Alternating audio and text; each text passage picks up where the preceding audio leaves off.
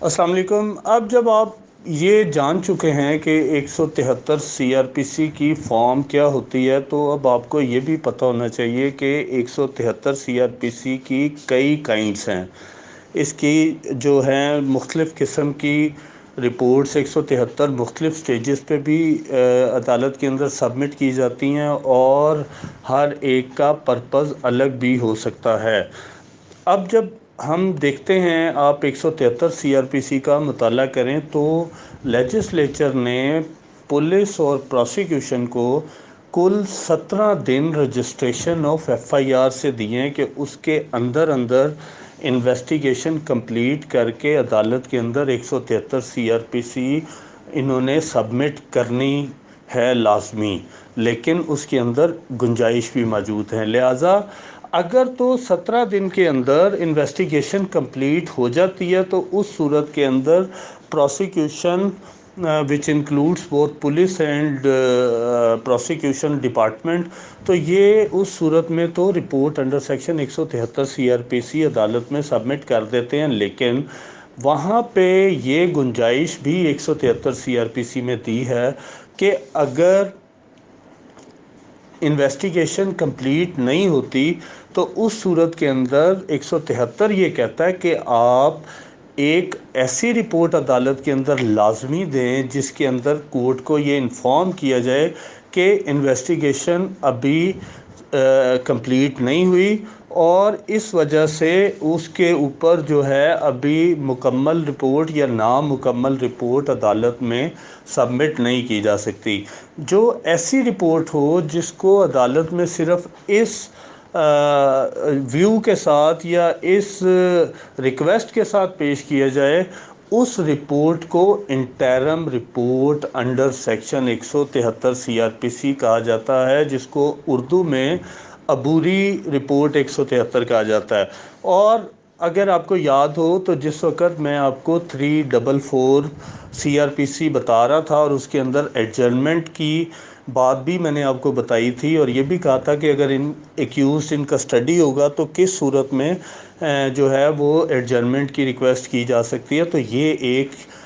Form ہے، اس کی ایک ایگزامپل ہے کہ پروسیکیوشن انٹرم رپورٹ 173 دیتی ہے، اور انٹرم رپورٹ دینے کے بعد ریکویسٹ کرتی ہے کہ انویسٹیگیشن ابھی انڈر پروسیس ہے، لہٰذا ایک ایڈجرنمنٹ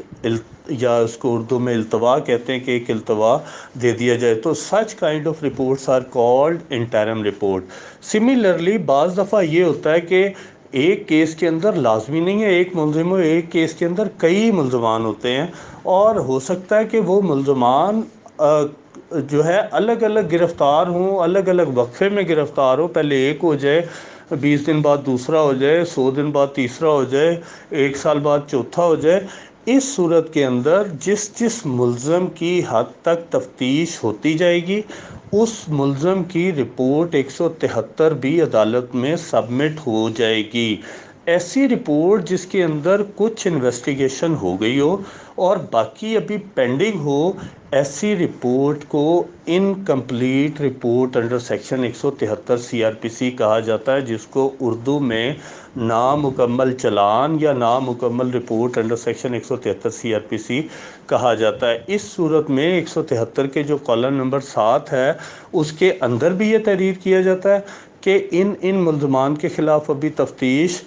بقایا ہے، جس کی رپورٹ بعد میں سبمٹ کی جائے گی۔ اسی طرح جو اس کا پرسکرائبڈ فارمیٹ ہے جس کے اوپر لفظ چلان لکھا ہوا ہے، وہاں پہ بھی نامکمل لکھ کے عدالت میں سبمٹ کیا جاتا ہے، تاکہ عدالت کو یہ بتایا جا سکے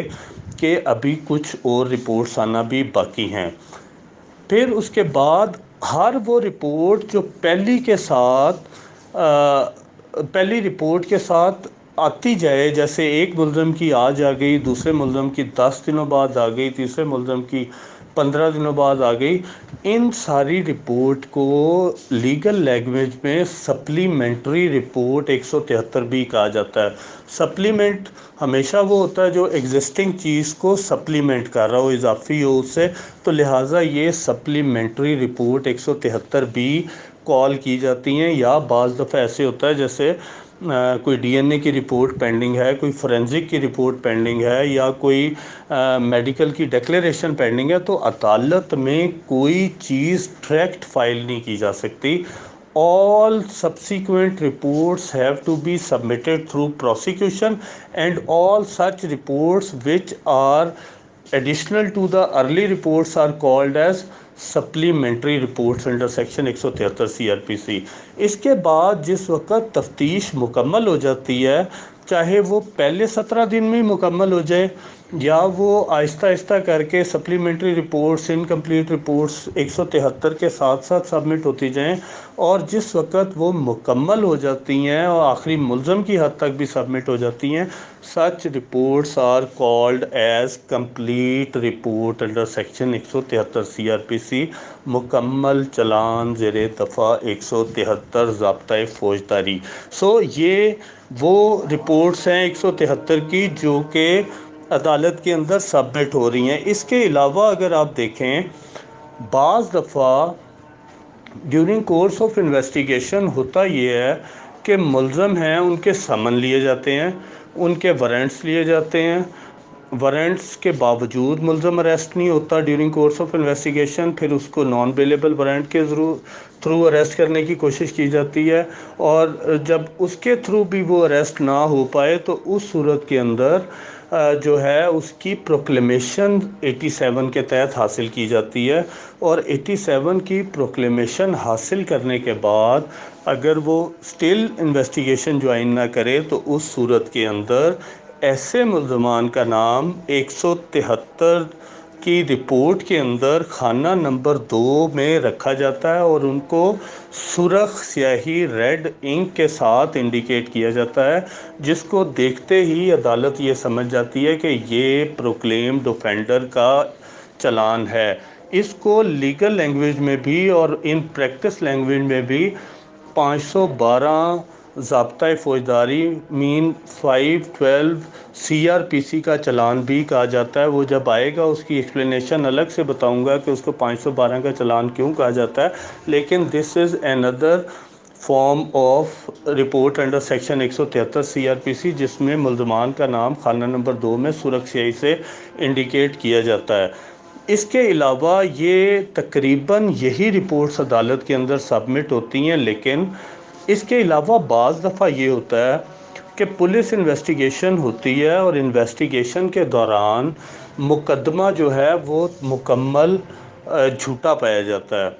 پولیس رولز CRPC میں ایسی گراؤنڈز اویلیبل نہیں ہیں، لیکن پولیس رولز 1934 وہ 4 گراؤنڈز بتا رہا ہے جس کی بنیاد پہ کوئی مقدمہ جھوٹا پولیس پا کر اس کے اندر کینسلیشن رپورٹ بنا سکتی ہے، جس کو اردو میں اخراج رپورٹ کہا جاتا ہے. وہ 4 گراؤنڈز پولیس رولز میں آپ لوگ دیکھ لیجئے گا. ان میں سے ایک گراؤنڈ تو یہ ہے کہ وہ ڈیورنگ کورس آف انویسٹیگیشن جو الزامات ہیں وہ ٹوٹل کنکاکٹڈ اور فالس پائے گئے ہیں. ایک کنڈیشن اس کے اندر یہ ہے کہ FIR تو ہو گئی، لیکن FIR کے بعد یہ ثابت ہوا کہ جو میٹر بٹوین دا پارٹیز تھا وہ ایکچولی کوئی سول نیچر کا تھا، جس کو کمپلیننٹ نے FIR کے اندر جو ہے کنورٹ کر دیا، لہٰذا وہ سول نیچر کا میٹر پا کر بھی اس کو کنورٹ کیا جا سکتا ہے انٹو کینسلیشن رپورٹ. ایک ہے کہ اگر کسی نان کوگنیزیبل اوفینس کے اندر کوئی مقدمہ درج ہو گیا تو اس صورت کے اندر بھی اس میں کینسلیشن رپورٹ مرتب کی جا سکتی ہے. ایک اور گراؤنڈ ہے میرے ذہن میں نہیں ہے، وہ آپ دیکھ لیجئے گا، لیکن ٹوٹل 4 گراؤنڈز اس کے اندر اویلیبل ہیں. یا شاید وہ جو اگر غلط نہیں ہے لیکن دیکھ لیجئے گا کہ اگر کوئی مسٹیک ہو، فیکٹ وغیرہ ہو، شاید ایسی ہے. تو یہ کینسلیشن رپورٹ بھی اس کی گراؤنڈ CRPC میں تو نہیں ملتی، لیکن اس کا ایک الگ سے پریسکرائبڈ فارمیٹ جو ہے وہ آپ کو پولیس رولز کے اندر دیا گیا ہے کہ اگر کینسلیشن کسی کیس کی مرتب کی جائے گی تو اس صورت میں کینسلیشن کس فارمیٹ پہ ہوگی. تو this is another type of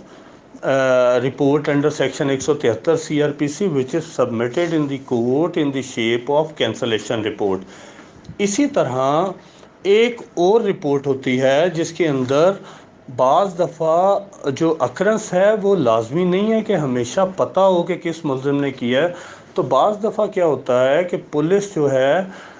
وہ ایف آئی آر رجسٹر کرتی ہے کسی کمپلیننٹ کی درخواست پہ، جس کے اندر لکھا ہوتا ہے کہ یہ وقوع نامعلوم ملزمان نے کیا. تو جو نامعلوم ملزمان کرتے ہیں اس کو پولیس کا کام ہے کہ ان کو ٹریس کرنا. لیکن اگر پولیس ٹریس کرنے میں ناکام رہتی ہے اور ایک سفیشینٹ ٹائم گزر جاتا ہے، تو اس صورت کے اندر پولیس عدالت کے اندر رپورٹ سبمٹ کرتی ہے کہ اس نے تمام کوششیں کی ہیں لیکن وہ کسی ملزم کو ٹریس نہیں کر سکی.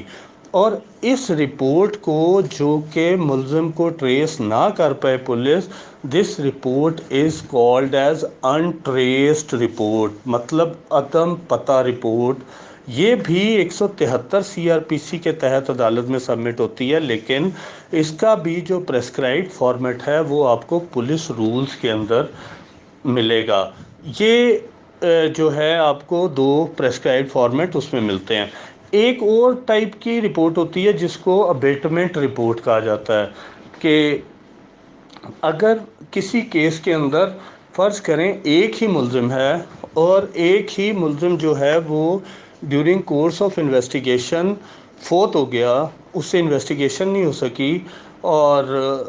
جو کرمنل لاء کا ایک پرنسپل ہے وہ یہ ہے کہ جو ایک ڈیڈ پرسن ہے date can not be prosecuted, اور جب وہ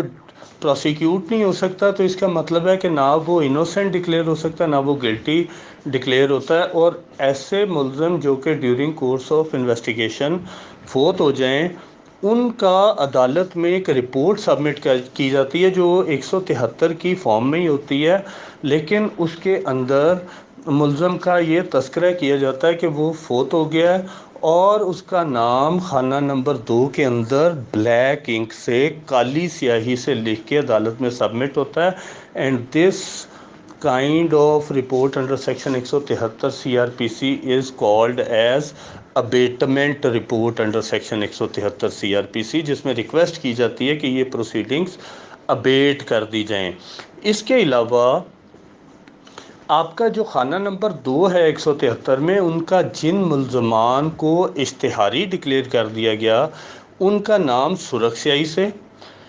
جو ملزمان پولیس کی تفتیش میں ان کو لگتا ہے کہ ملوث نہیں پائے گئے، ان تمام ملزمان کا نام خانہ نمبر 2 میں بلیو انک سے، نیلی سیاہی سے تحریر ہوتا ہے، جس کے آگے وہ